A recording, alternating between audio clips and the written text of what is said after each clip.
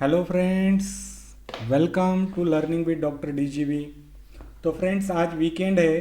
तो वीकेंड में हम लोग ट्रेडिंग की बात ना करते हुए आज हम लोग लर्निंग की बात करेंगे। और इस लर्निंग के सीरीज़ में आज हम लोग जो नया टॉपिक ऐड करने वाले हैं वो है कि जब भी बात आती है डे ट्रेडिंग, तो डे ट्रेडिंग की जब भी बात निकलती है तो इम्पॉर्टेंट होता है इम्पॉर्टेंट लेवल्स। डे ट्रेडिंग के लिए कौन सी लेवल्स है जो बहुत ज़्यादा इम्पॉर्टेंट है, और ये जो इम्पोर्टेंट लेवल्स है ये आपके चार्ट में ट्रेडिंग डे शुरू होने से पहले 45 मिनट पहले ये आपके चार्ट पे लगी होना ज़रूरी है। मतलब जो ट्रेडिंग प्लान है आपका, जो आप लोग ट्रेडिंग प्लान करने वाले हो, वो मार्केट शुरू होने से पहले एटलीस्ट 45 मिनट पहले रेडी होना ज़रूरी है। तो जब भी डे ट्रेडिंग की बात आती है तो इंडेक्स ट्रेडिंग की बात होती है, और इंडेक्स ट्रेडिंग की बात आती है तो हमारे लिए, एक्चुअली मेरे लिए इम्पॉर्टेंट हो जाता है बैंक निफ्टी और उसके साथ में निफ्टी। तो जो प्लान है वो 45 मिनट पहले मिनिमम बनना चाहिए, और वो जो लेवल से इंपॉर्टेंट लेवल से वो क्या होती है वो हमें पता होनी ज़रूरी है। तो वो लेवल्स कौन सी है आज हम लोग सीखने वाले हैं। तो सबसे पहले इंपॉर्टेंट लेवल जो निकल के आती है वो होती है प्रीवियस डे हाई और प्रीवियस डे लो। ये प्रीवियस डे हाई, ये प्रीवियस डे लो। मंडे के लिए, मंडे मॉर्निंग ट्रेडिंग शुरू होने से पहले 9:15 से पहले 45 मिनट पहले मेरे चार्ट पे लगी होना ज़रूरी है, अगर मैं इंट्राडे ट्रेडिंग कर रहा हूं तो। उसके बाद में जो नेक्स्ट आता है, हम लोग यहाँ पे प्राइस एक्शन वाला इंडिकेटर यूज करते हैं या प्राइस से डिराइव हुआ इंडिकेटर यूज करते हैं जिसे बोला जाता है सीपीआर। तो उसमें इंपॉर्टेंट जो प्रीवियस सीपीआर है, अगर उसमें से कोई वर्जिन सीपीआर है, वर्जिन सीपीआर है मतलब जिस सीपीआर को प्राइस ने टच नहीं किया है, ऐसा सीपीआर अगर चार्ट पे मुझे कहीं दिख रहा है प्रीवियस 5 डेज में, तो मैं उसको मार्क करूंगा। और ये जो सीपीआर रहेगा, ये अगर प्राइस में ऊपर के साइड में फॉर्म हुआ है तो जब भी प्राइस उसके पास आएगी तो ये एज अ रेजिस्टेंस एक्ट होगा, या फिर एज अ रेजिस्टेंस ये यहां पे वर्क करेगा। देन प्रीवियस डे हाई और प्रीवियस डे लो का क्या इंपॉर्टेंस होता है।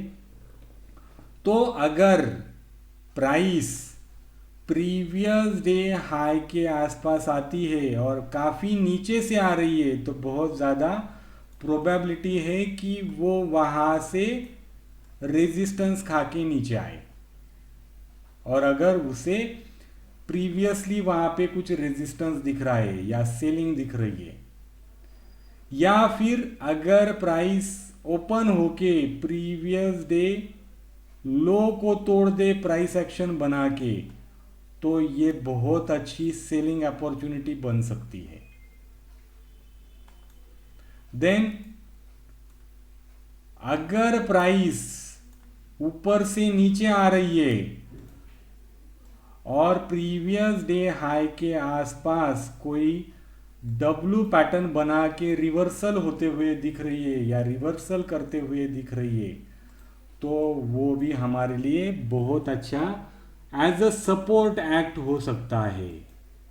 या फिर प्राइस प्रीवियस डे हाई के ऊपर गैप अप ओपन होती है और यहाँ पे अगर ये सपोर्ट लेती है तो यहाँ पे एक बाइंग अपॉर्चुनिटी जैसा भी हम लोग प्रीवियस डे हाई को देख सकते हैं। तो हमने दो इंपॉर्टेंट लेवल्स मार्क कर ली, previous day high, previous day low, CPR। Then next जो इंपॉर्टेंट पॉइंट आता है वो होता है आपका trigger point. Trigger point, trigger point क्या होता है? जब भी हम लोग चार्ट को थोड़ा सा स्क्वीज कर लेते हैं, यानी ऐसा कर लेते हैं, और हमें दिखता है कि ऐसा कौन सा पॉइंट है जहां से बहुत ज़्यादा शार्प सेलिंग हुआ है, या वी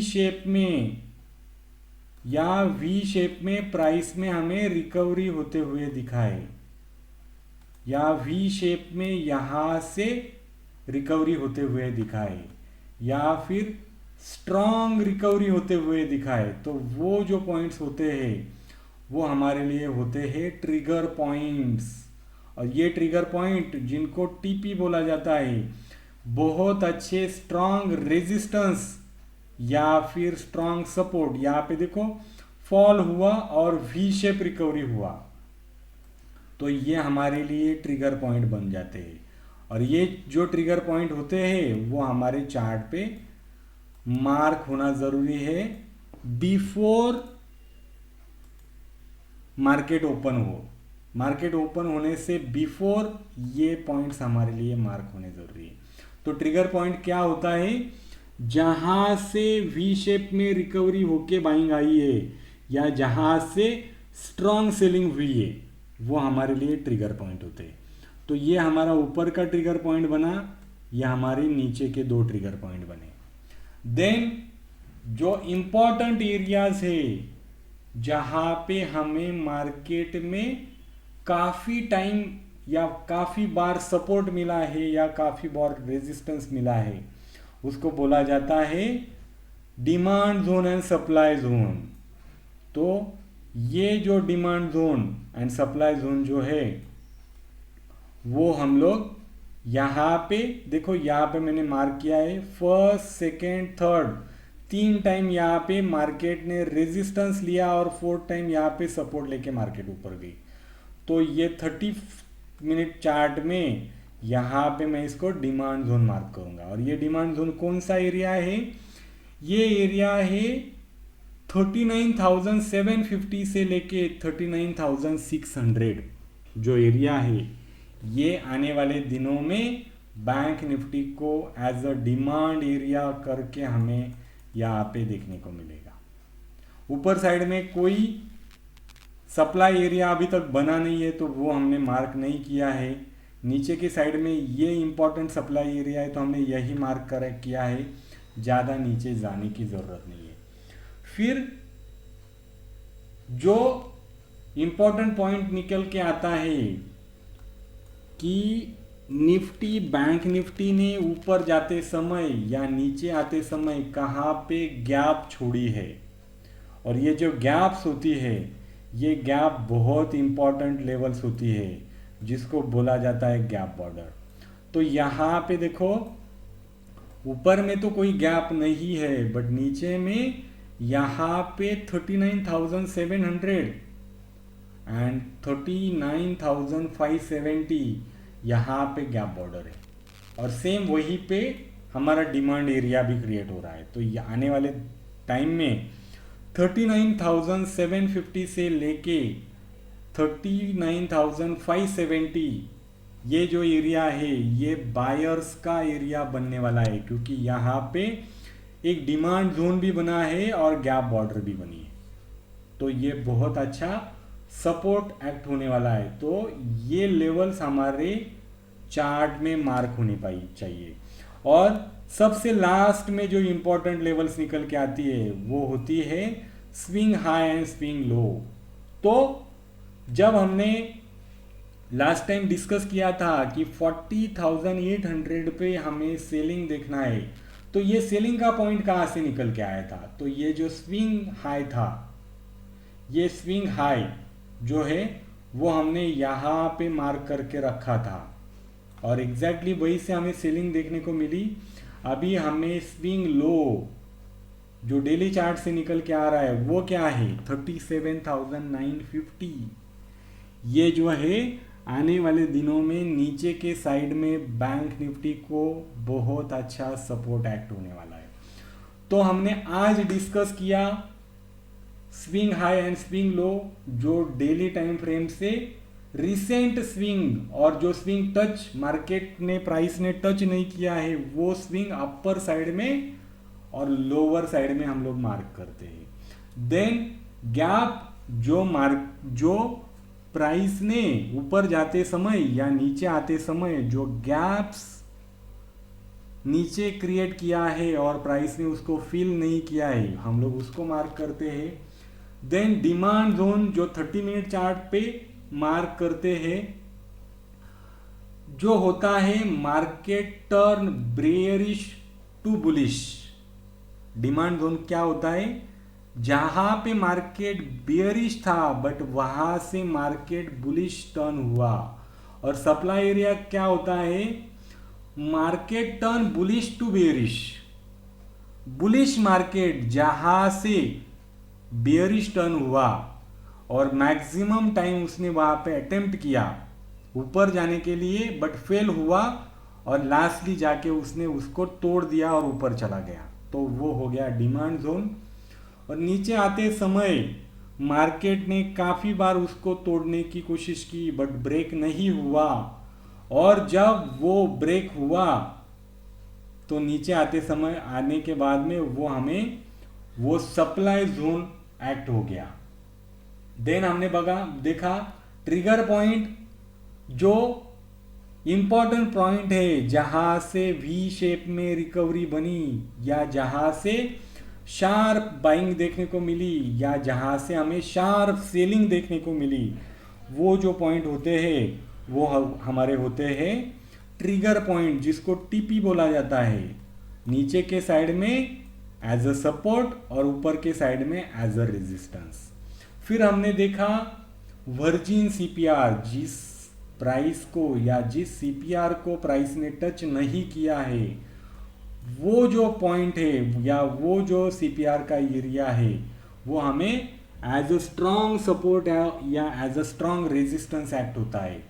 और लास्ट बट बहुत ज़्यादा important, previous day high and previous day low, जो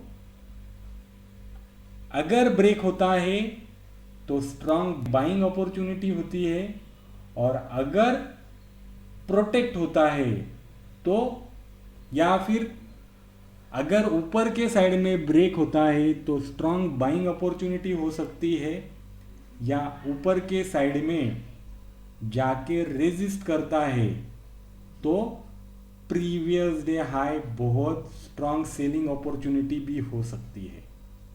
सेम प्रीवियस डे लो अगर प्रोटेक्ट होता है तो बाइंग अपॉर्चुनिटी होती है, और अगर ब्रेक हो जाता है तो सेलिंग अपॉर्चुनिटी होती है। तो इस प्रकार से हमने जो इंपॉर्टेंट लेवल्स है डे ट्रेडिंग में या फिर बोले इंट्राडे ट्रेडिंग में, तो 45 मिनट पहले मार्केट ओपन होने से पहले हमारे चार्ट पे मार्क होनी चाहिए, और यह हमारा ट्रेडिंग प्लान बनता है। और उसके साथ में इंपॉर्टेंट ट्रेंड लाइन जो टाइम वाइज बनती है, ब्रेक होती है, फिर नई बनती है, फिर ब्रेक होती है, वो ट्रेंड लाइन हमें मार्क करना है। और लाइव मार्केट में भी हमें ट्रेंड लाइन का यूज़ करना है। बट ये जो है आज जो लेवल्स हमने डिस्कस की है, ये हमें मार्केट ओपन होने से पहले हमारे चार्ट पे होना ज़रूरी है। तो फ्रेंड्स, अगर वीडियो अच्छा लगा हो तो लाइक करो। Thank you very much. जय हिंद।